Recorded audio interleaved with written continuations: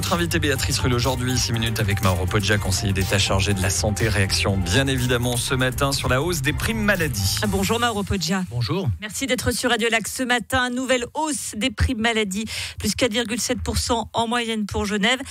Si je vous dis qu'on en a ras-le-bol, Mauro Poggia, je crois que je résume assez bien l'état d'esprit des Genevois ce matin. Oui, je vous dirais moi aussi. Parce que c'est vrai que j'ai l'impression de venir chaque année répéter la même chose. Et les gens qui nous écoutent peuvent dire, oui, mais alors qu'est-ce qu'il fait entre deux pour Mais qu'est-ce qu'il fait justement ? Alors, voilà, il fait tout ce qu'il peut avec les moyens qu'on nous donne. Au niveau de la maîtrise des coûts, c'est important. On en a parlé récemment sur la régulation de l'installation de nouveaux cabinets médicaux. Les 15 dernières années, quand même, la médecine ambulatoire a progressé de 53%. C'est vraiment un endroit où on peut faire quelque chose, puisqu'il y a une suroffre à Genève et dans le canton de Bâle-Ville. Ce sont les cantons qui ont les primes d'ailleurs les plus élevées. Les spécialistes sont en densité bien supérieure qu'ailleurs. On est à plus du double de la moyenne suisse. Donc, il faut faire quelque chose. Mais c'est vrai, ça, c'est la maîtrise des coûts. Il y a aussi tous les soins à domicile. On se rend compte que les personnes restent de moins en moins à l'hôpital, où ils vont moins puisqu'elles sont prises en charge correctement à domicile. Tout ça coûte moins cher et correspond aussi à une meilleure qualité de vie, mais les effets restent modérés. Et c'est un problème. La maîtrise des coûts est un problème et la question de la fixation des primes en est un autre. Je pense qu'on mélange un peu trop les deux en pensant qu'il y a une relation... C'est un peu comme ça que ça nous est présenté. On nous dit les primes augmentent parce que les coûts augmentent, donc il faut que vous payiez plus. Voilà, c'est Alain Berset qui nous l'a dit hier.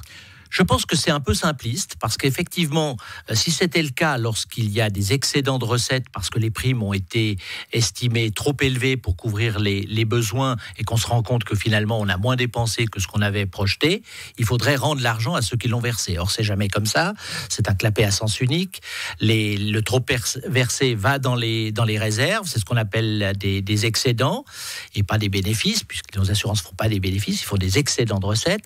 Et ces réserves, aujourd'hui, on se rend compte à Genève notamment, on a les courbes de la hausse des primes et de la hausse des coûts. Eh bien, les primes augmentent beaucoup plus vite que les coûts. Donc, il y a une différence, un grand écart qui s'accentue. La hausse pactole. Et cet argent va dans les réserves qui ne sont pas cantonales, elles ne sont pas calculées au niveau du canton, mais elles sont calculées au niveau fédéral. Donc, c'est vrai qu'elles vont dans un grand pot commun qui n'est pas utilisé comme il devrait. Ça fait sauter la banque, j'ai envie de dire. Alors, effectivement, le problème, c'est que le canton a une vision assez diminuée de ce qui se fait avec ses réserves, puisqu'on n'a que des photographies au 1er janvier. On n'a pas le film de l'année. Donc, on sait qu'entre le 1er janvier 2021 et le 1er janvier 2022, elles ont diminué de 300 millions. Il reste quand même 12,1 milliards, donc 4,6 milliards de plus que le minimum exigé par la loi. Mais 300 millions, où sont-ils passés ? Est-ce que ce sont des pertes boursières ? Est-ce que c'est de l'argent qui a été utilisé parce que pour certains cantons, par exemple, on aurait sous-estimé les coûts de la santé pour l'année courante ? On n'en sait rien. En tout cas, ce qu'on peut dire à l'inverse, c'est qu'elles sont peu utilisées pour les coups durs. On a passé 2 années particulièrement difficiles avec le Covid. On nous a répété pendant toutes ces décennies que les réserves étaient là précisément pour faire face à des coûts qu'on n'avait pas pu projeter. Y a-t-il plus de coups durs qu'une pandémie ? J'ai envie de vous dire. Là, c'était exemplaire et on se rend compte qu'il n'y a pas eu de proposition spontanée. Alors on nous dit qu'il n'y a pas de base légale pour que nos assureurs soient obligés de verser quoi que ce soit. Faisons-la, cette base légale. On en a fait tellement pendant le Covid sur tous les domaines. On a vu à quel point on a soutenu l'économie avec des milliards et qu'ont mis nos assureurs là-dedans. Pratiquement rien.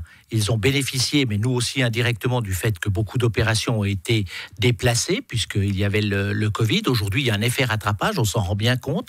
Il y a, c'est vrai, en 2022, une hausse des coûts par rapport à 2021. Certainement, elle va augmenter, cette hausse, en 2023.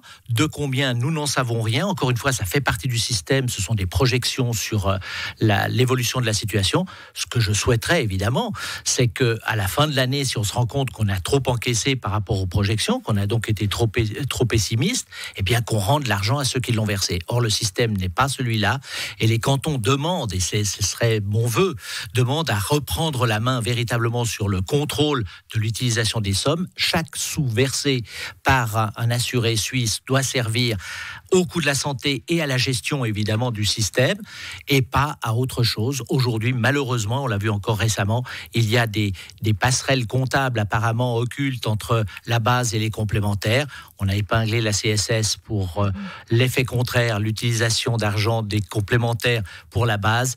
Je peux imaginer aisément qu'il y a aussi des passerelles dans l'autre sens et malheureusement, comme ceux qui contrôlent les complémentaires et ceux qui contrôlent la base ne sont pas les mêmes et apparemment ne se parlent pas, eh bien diviser pour régner est directement appliqué dans ce système. Alain Berset, hier, expliquait que le Conseil fédéral a atteint les limites de sa marge de manœuvre pour contrer la hausse des coûts de la santé. Quelle résignation! Écoutez, il faut dire aussi que M. Berset essaye de faire passer des projets qui systématiquement sont recalés. Oui, bien sûr. J'essaye d'avoir de la compréhension quand même, parce que entre passion, de la compréhension. Non, voilà, la compréhension, parce que entre ce qui est déposé par le Conseil fédéral, donc par Monsieur Berset, et ce qui est retenu par les chambres, il y a à chaque fois une différence importante. On diminue le pouvoir des cantons, on augmente le pouvoir des assureurs maladie, et surtout le seul moyen que nos parlementaires fédéraux ont trouvé pour essayer de faire quelque chose ou faire croire qu'ils font quelque chose, c'est pas de travailler réellement sur la maîtrise des coûts. On l'a vu, le tarif TARMED aurait dû être remplacé par quelque chose qui n'était pas la panacée, mais quand même un peu mieux, puisqu'il permettait de tenir compte. On va préciser quand même que les coûts de la santé en Suisse sont parmi les plus chers, parce que les médicaments, la pâte générique, des choses comme ça, qui pourraient nous faire gagner beaucoup d'argent. Tout à fait. Donc ce que font nos parlementaires fédéraux, c'est de transférer les charges de l'assurance maladie vers les cantons, en d'autres termes, des assurés vers les contribuables, pour essayer de maîtriser non pas les coûts, mais maîtriser les primes et nous faire croire que le système va bien. Mais le canton est chaque fois mis à plus rude épreuve, et le canton, finalement, c'est vous et moi, ce sont les contribuables de ce canton. Ça fait 6 minutes que nous parlons ensemble de ce sujet, Mauro Poggia. J'en conclus donc que le système, la malle est à bout de souffle. Je pense qu'il faut réformer le système. Ça fait des années qu'on demande que les cantons puissent avoir pas forcément une caisse unique, mais une caisse de compensation. Je pense que les assureurs font des choses très bien. Ils sont capables d'encaisser les primes. Ça, on le sait, je le dis avec sourire. De bons percepteurs. Ils sont aussi capables de contrôler les factures des fournisseurs de soins. Ils pourraient le faire peut-être parfois un peu mieux, mais ça, ils le font. Il n'est pas question de créer une horde de fonctionnaires nouveaux dans le système. Donc, on peut leur donner le mandat de faire ce travail. Mais les cantons doivent fixer les primes, doivent être garants, le cas échéant, d'avoir fixé les primes trop bas par rapport au coût en versant la différence, quitte à augmenter les primes l'année suivante. Il faut que le système soit géré au niveau cantonal pour que la responsabilité soit locale et que ceux qui dirigent un canton puissent être tenus véritablement responsables de la gestion du système. Merci Mauro Poggia, conseiller d'État chargé de la santé. On notera tout de même votre sens parfait du timing, puisque on avait l'augmentation des primes et hier vous nous annonciez cet essai pilote sur la vente régulée de cannabis. Il n'y a pas de cause à effet. Non, le but c'est pas effectivement que les jeunes voix essayent de chercher des paradis artificiels. On s'adressera uniquement à des personnes qui sont déjà, malheureusement, je dirais, effectivement consommateurs habituels de cette substance. Voilà, il fallait bien terminer tout de même pour un sourire. Merci beaucoup, Mauro Poggia, d'avoir été sur Radio Lac ce matin.